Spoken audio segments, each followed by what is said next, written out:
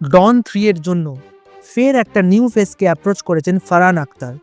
শাহরুখ খানের ডন ফ্র্যাঞ্চাইজি থেকে সরে আসার পর টিল নাও এখনও অবধি ওই ক্যারেক্টারটা ভ্যাকেন্টি রয়ে গেছে। 2 ইয়ার্স আগে রণবীর সিংকে নিয়ে ডন 3 একটা প্রোমো বার করলেও রিসেন্টলি ধুরন্ধরের সাকসেসের পর তিনিও এই ফ্র্যাঞ্চাইজি থেকে এক্সিট নিয়েছেন। এখন কথা হলো, তাহলে কি এই ফ্র্যাঞ্চাইজিটা বন্ধ করে দেবেন Farhan Akhtar? According to Filmfare, Farhan none other than Hrithik রোশনকে ডনের রোল করার জন্য অ্যাপ্রোচ করেছেন।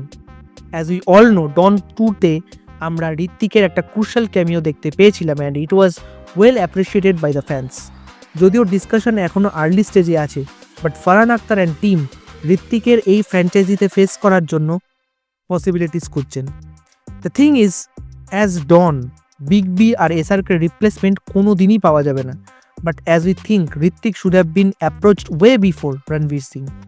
যদি ঋত্বিক এই রোলটা অ্যাকসেপ্ট করেন, তবে ধুম 2 এর পর ফের একবার নেগেটিভ রোলে দেখা যাবে বলিউডের ক্রিশকে। বাকিটা সময় এলেই বোঝা যাবে।